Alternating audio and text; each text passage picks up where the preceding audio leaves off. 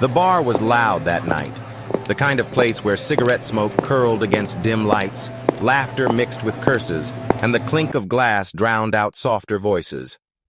The neon beer signs buzzed and flickered overhead, casting an amber glow across weathered wooden tables that had seen decades of spilled drinks and heated conversations. It was a place of shadows and noise, where tough men wore leather and tattoos like armor, and where the world seemed to forget about the fragile souls who worked behind the counter. The establishment itself had a reputation in this small industrial town.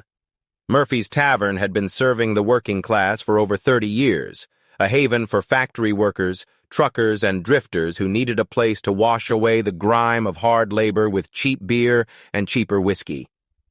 The walls were adorned with faded photographs of local sports teams, yellowed newspaper clippings of town achievements, and the obligatory collection of license plates from states most patrons would never visit.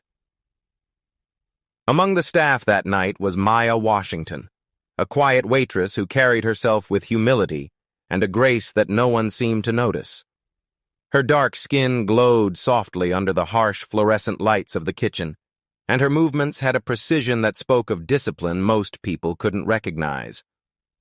She wasn't the type to draw attention, dressed simply in black jeans and a crisp white button-down shirt that she kept immaculately clean despite the chaos around her. Her natural hair was pulled back into a neat bun, secured with a simple black hair tie, and her steps were quick and efficient as she navigated between tables with practiced ease. Maya had been working at Murphy's for 8 months now, ever since she'd moved to this forgotten corner of Pennsylvania. She had chosen this town specifically because it was unremarkable, the kind of place where people minded their own business and didn't ask too many questions about someone's past. The pay was modest, but it was enough to cover her small apartment above the bakery on Main Street and put food on her table. More importantly, it kept her busy during the long evening hours when memories had a way of creeping in uninvited. Yet beneath her calm face and tired smile, there was a storm she carried in silence, one she had never spoken of to her co-workers, one that few could ever imagine. Maya had learned early in life that strength wasn't always about being the loudest person in the room. Growing up in Detroit, she had watched her grandmother work 3 jobs to keep their family afloat, never complaining, never showing weakness, even when the bills piled higher than the snow in January. That quiet resilience had become Maya's inheritance, a gift that would serve her well in ways her grandmother could never have predicted. The scars on her left shoulder, hidden beneath her shirt, told stories of firefights in places most Americans couldn't pronounce. The slight limp she disguised so well was a souvenir from an IED explosion outside Kandahar. The way her eyes automatically scanned every room she entered, cataloging exits and potential threats, was a habit that civilian life hadn't managed to break. These were the invisible markers of a warrior trying to blend into a world that didn't understand the weight she carried.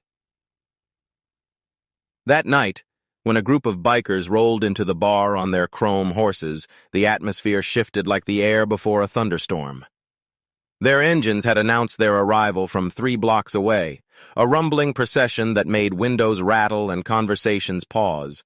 They were a familiar type to Maya, men who wore their perceived toughness like a costume, using noise and intimidation to command respect they hadn't earned. The leader of the pack, a man called Razor who stood 6'4" and wore his nickname like a badge of honor, swaggered through the door first.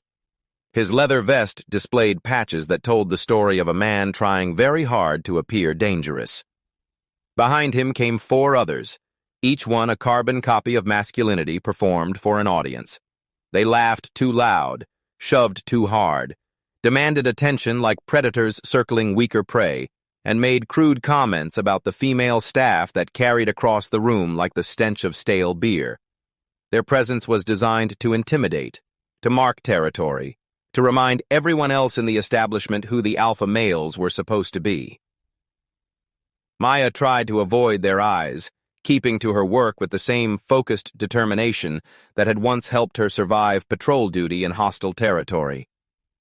She moved between tables with purpose, refilling drinks, clearing plates, maintaining the professional distance that had become her shield against the world. But fate has a way of cornering the quiet ones, and tonight would be no different. Razor had been drinking heavily, his voice getting louder and more aggressive with each beer.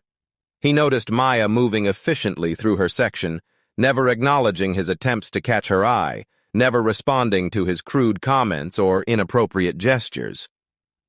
To a man accustomed to intimidating others, her indifference was both fascinating and infuriating. He saw her composure as a challenge that needed to be broken, her dignity as something that needed to be stripped away for his entertainment and the amusement of his followers. "Hey, chocolate," he called out, using a term that made Maya's jaw tighten almost imperceptibly. "You too good to talk to paying customers?" Maya continued her work, wiping down a nearby table with methodical strokes. She had dealt with drunk racists before, both in the military and in civilian life. The key was to remain professional, avoid escalation, and let their supervisor handle the situation if it got out of hand. But Murphy's Tavern didn't have the kind of management that concerned itself with protecting staff from aggressive customers. Razor's friends began to snicker, sensing entertainment. One of them, a wiry man with prison tattoos covering his forearms, joined in. "Maybe she's deaf, Razor. Or maybe she thinks she's better than us working folks." The taunts continued, growing more personal and more vicious. They questioned her intelligence, made comments about her body, and used language that would have gotten them thrown out of any respectable establishment. Maya's grip on her cleaning rag tightened, but her face remained composed. She had learned long ago that responding to bullies only encouraged them, that sometimes the strongest thing you could do was refuse to give them the reaction they craved. But Razor was the type of man who couldn't accept being ignored. His pride, already inflated by alcohol and the need to perform for his audience, boiled over into something darker. He stood up from his chair with deliberate slowness, his massive frame casting a shadow across Maya's section. The conversation in the rest of the bar began to die down as other patrons sensed the shift in mood, the electricity that precedes violence. "You know what, girl?" Razor said, his voice carrying across the suddenly quiet room. "I think you need to learn some manners." In front of the entire bar, he grabbed the front of Maya's white shirt with both hands and ripped it open with a sneer, the buttons scattering across the floor like dice. The sound of tearing fabric cut through the silence like a gunshot. Gasps filled the room. Nervous laughter followed from Razor's crew. Several patrons looked away in embarrassment, while others leaned forward in morbid curiosity. But then something happened that no one in that room had expected. What the crowd expected to see was weakness, shame, and vulnerability. What they saw instead froze them in their seats and sucked the air from the room like a vacuum. Etched across Maya's dark skin, bold and unshaken, was a tattoo of the United States Marine Corps emblem. The eagle, globe, and anchor, rendered in perfect detail, with Semper Fidelis scripted beneath it in elegant lettering. Below that, in smaller but equally precise ink, were the words 3rd Battalion, 7th Marines, and the dates of her deployment to Afghanistan. It wasn't just ink. It was a story of sacrifice, of battles fought in deserts most of these men would never see, of courage that ran deeper than scars, of a commitment to something greater than oneself. The tattoo seemed to glow under the bar's harsh lighting, every line and shadow speaking to training that had forged her spirit in fire, to oaths taken and kept, to brothers and sisters lost in service to their country. The room went silent in a way that felt almost sacred. Even the biker who had ripped her shirt faltered, his massive hands beginning to tremble, his cruel grin fading like smoke in wind. His followers behind him shifted uncomfortably, suddenly finding great interest in their beer bottles and the scuffed floor beneath their boots. The other patrons in the bar stared in stunned recognition, finally understanding that they had been sharing space with a warrior without ever knowing it. For in that moment, they all realized Maya wasn't just a waitress. She was a Marine. The weight of that revelation settled over the room like a heavy blanket. Every person present understood on some instinctive level that they were looking at someone who had volunteered to stand between them and harm, someone who had signed a contract with America that she was willing to die for their freedom.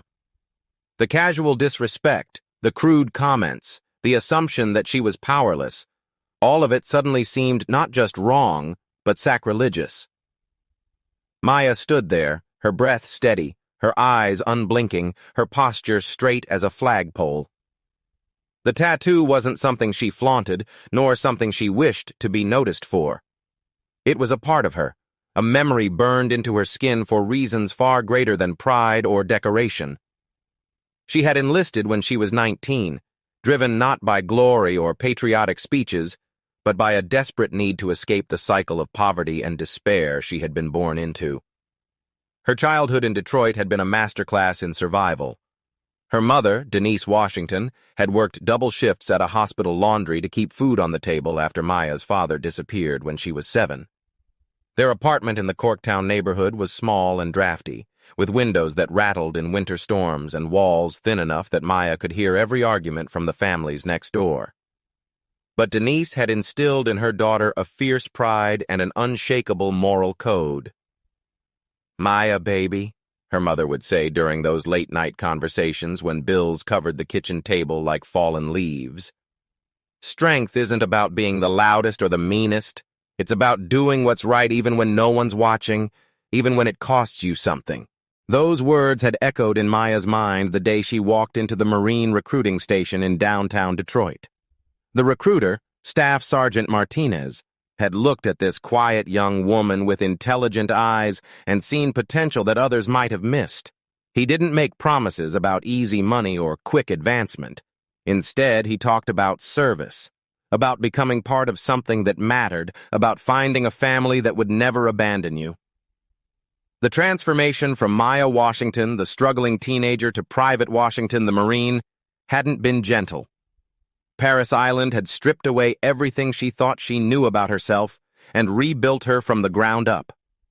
The drill instructors had screamed at her, pushed her beyond what she believed were her limits, and demanded perfection in everything from making her bed to field stripping her weapon in complete darkness. But Maya had discovered something important during those 13 weeks of hell. She was stronger than she had ever imagined. Her life had been a series of battles long before the military. Poverty, racism, the constant struggle to prove she belonged in spaces that weren't designed for someone like her. The Marines had simply given her the tools and training to channel that existing strength into something powerful and purposeful. When she graduated from boot camp, Maya's mother had made the trip to South Carolina to watch her daughter receive her Eagle, Globe, and Anchor. Denise Washington had stood in the bleachers with tears streaming down her face, watching her baby girl march in formation with perfect precision, rifle at the ready, every inch a warrior. That moment had made every sacrifice worth it. But the Marines had forged her spirit in fire that extended far beyond the training grounds of Paris Island. Maya's deployment to Afghanistan with the 3rd Battalion, 7th Marines had introits, reduced her to a reality that no amount of training could fully prepare someone for. She had seen things most of the men in that bar could never comprehend. Friends lost in combat, nights filled with the constant threat of incoming mortars, days where survival was the only prayer that mattered. She remembered Lance Corporal Rodriguez, barely 20 years old, who had stepped on an IED while they were on patrol outside Forward Operating Base Delaram. The explosion had been so sudden, so violent, that Maya's ears had rung for 3 days afterward. Rodriguez had been talking about his girlfriend back in Texas just minutes before, showing Maya a picture of the engagement ring he planned to give her when he got home.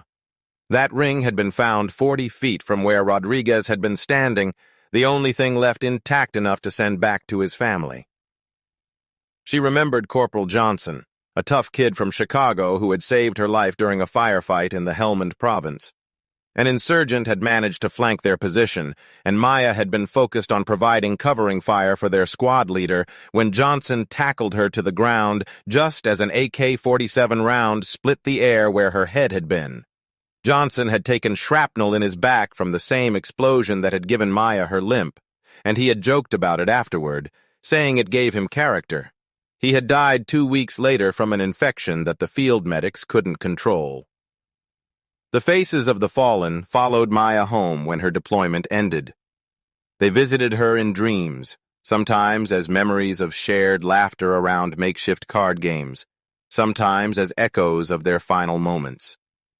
The guilt of survival, why her and not them, was a weight that civilian life offered no tools to process. The Veterans Administration had provided some counseling, but how do you explain to someone who has never held a rifle that humiliate? It's the clarity of combat even as you hate its cost. When Maya returned home to Detroit, she carried the weight of all those memories quietly, trying to blend back into a society that thanked her for her service with one breath and forgot about her struggles with the next. Her mother's apartment felt too small, too safe, too disconnected from the reality she had been living. The noise of the city, car horns, sirens, shouting, made her jump in ways that embarrassed her. She found herself checking corners and exit routes wherever she went, a habit that civilian life couldn't break. The nightmares came regularly at first, vivid recreations of firefights and explosions that left her sheets soaked with sweat and her heart racing like she was still under attack. Sleep became an enemy she had to negotiate with every night, and exhaustion became her constant companion. She tried college, using her GI Bill benefits to study business administration at Wayne State University, but sitting in lecture halls felt surreal after the hypervigilance required for combat patrols. After 18 months of struggling to fit into a world that felt foreign despite being home, Maya made the decision to leave Detroit behind. She packed her few belongings into her used Honda Civic and drove until she found this small Pennsylvania town that promised anonymity and quiet. The bar job wasn't glamorous, but it provided structure and human interaction without the complicated questions that came with more professional employment. Working small jobs, blending into society, hoping no one would ever ask about the tattoo that held more pain than pride, this had become Maya's survival strategy. She had learned to navigate the casual racism that came with being one of the few black faces in a predominantly white town, the assumptions people made about her education or background, the way some customers looked through her as if she were invisible. But that night in that bar, the truth was laid bare for all to see. And as silence spread across the room like ripples in still water, the weight of her hidden life pressed against every man watching.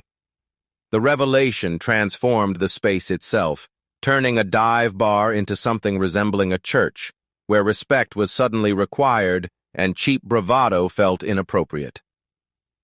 Razor, the biker who had torn her shirt, stepped back as if he had been physically pushed, shaken to his core, his false bravado crumbling under the weight of Maya's unspoken story. His massive hands, which had seemed so threatening moments before, now trembled like leaves in wind. He had expected humiliation, had anticipated the satisfaction of breaking someone he perceived as weak, but what he had uncovered was honor in its purest form, and he knew instantly he wasn't worthy to stand in her shadow. The realization hit him like a physical blow. This woman had volunteered to walk into harm's way so that he could sit safely in this bar, drinking beer and playing the tough guy. While he had been collecting tattoos and polishing his motorcycle, she had been dodging bullets and carrying wounded Marines to safety. The contrast between his performed masculinity and her earned strength was so stark, it made him feel nauseated. The crowd of men behind him shifted uncomfortably, some lowering their eyes in shame, others fidgeting as if they had been caught stealing from a church collection plate. The nervous laughter that had followed Razor's assault died completely, replaced by an awkward silence that seemed to grow heavier with each passing second. The truth had cut through the noise like a blade, silencing even the bravest drunk and exposing the cowardice that lived beneath their manufactured toughness. But Maya didn't gloat. She didn't speak. She didn't lecture them about respect or service or sacrifice. She simply straightened her torn shirt with steady hands, her eyes forward, her spine straight, and went back to her work as if nothing had happened. That quiet dignity was louder than any words she could have said, more powerful than any speech about honor or duty. It was the silence of someone who had nothing to prove because her actions had already proven everything that mattered. Her response to the assault, calm, professional, unbroken, demonstrated a level of self-control that impressed even those patrons who had witnessed bar fights and domestic disputes over the years. There was no screaming, no tears, no dramatic storming out of the establishment. Instead, Maya simply gathered the scattered buttons from her shirt, placed them in her apron pocket, and continued serving customers as if Razor and his crew had ceased to exist. The regulars in the bar began to see her differently from that moment forward. To them, she was no longer just the quiet black woman who poured drinks and cleared tables with minimal conversation. She was a warrior who carried scars deeper than leather and chains, a fighter who deserved respect rather than pity, someone whose silence spoke volumes about strength they could never comprehend. Old Pete, a Vietnam veteran who nursed the same beer for 3 hours every night, stood up from his corner stool and walked over to Maya's station. Without saying a word, he placed a $20 bill on her tray and gave her a single nod, one veteran acknowledging another. The gesture was small but profound, a bridge across generations of warriors who understood that some battles never truly end. Tommy, the bartender who had been working at Murphy's for 15 years, quietly approached Razor's table and informed them that their tab was closed for the evening. There was no aggression in his voice, no dramatic confrontation, just a simple statement that their behavior was no longer welcome. The bikers left without argument, their earlier bravado completely deflated by the weight of what they had witnessed. As the days passed after that night, whispers of the story spread through the town like ripples in a pond. The tale grew in the telling, as stories often do, but the core truth remained unchanged. The quiet waitress at Murphy's Tavern was a unite,